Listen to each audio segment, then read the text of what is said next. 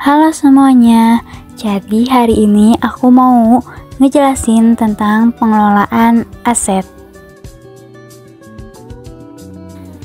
Sebelumnya, perkenalkan, nama aku Lutfi Sylvia dari sekolah SMK Negeri 1 Bandung. Selamat menyaksikan. Pengelolaan aset di Odoo adalah sebuah fitur yang memungkinkan Anda untuk mengelola seluruh aset perusahaan secara terpusat dan terintegrasi dalam satu sistem. Dengan menggunakan modul ini, Anda dapat melacak, mengelola, dan menyusun jadwal depresiasi aset secara efektif dan efisien. Nah, di sini ada fitur-fitur pengelolaan aset.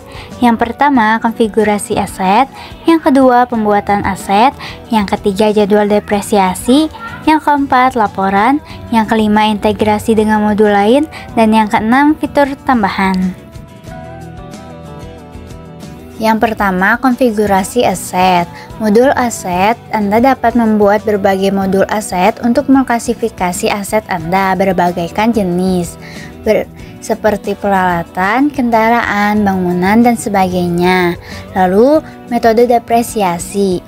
Pilih metode depresiasi yang sesuai untuk setiap jenis aset, misalnya garis lurus, saldo menurun, atau satuan produksi.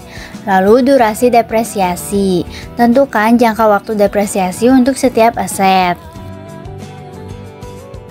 Yang kedua, pembuatan aset.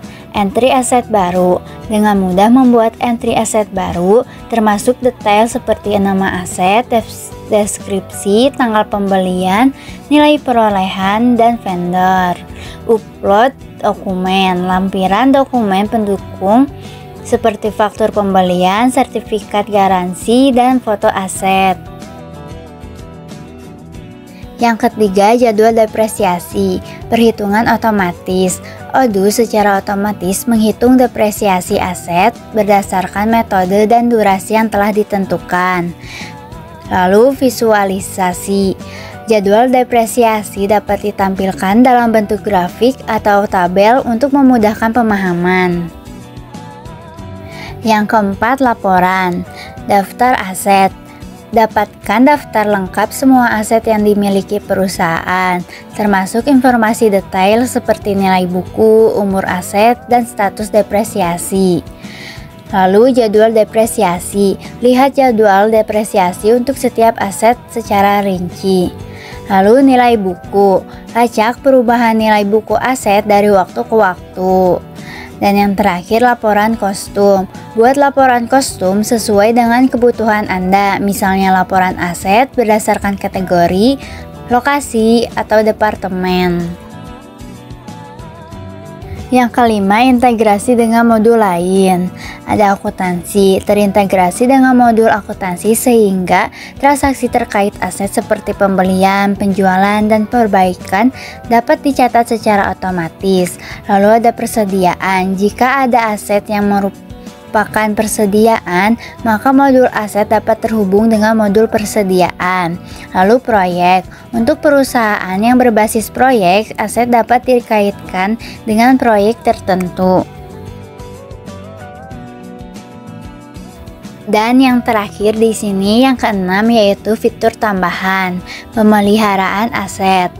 Lacak jadwal pemeliharaan dan perbaikan aset, asuransi aset. Catat informasi terkait polis asuransi untuk setiap aset. Lalu, membuang aset. Catat proses pembuangan aset yang sudah tidak digunakan lagi. Sekian penjelasan saya tentang pengelolaan aset. Wassalamualaikum warahmatullahi wabarakatuh. Sampai jumpa di video selanjutnya.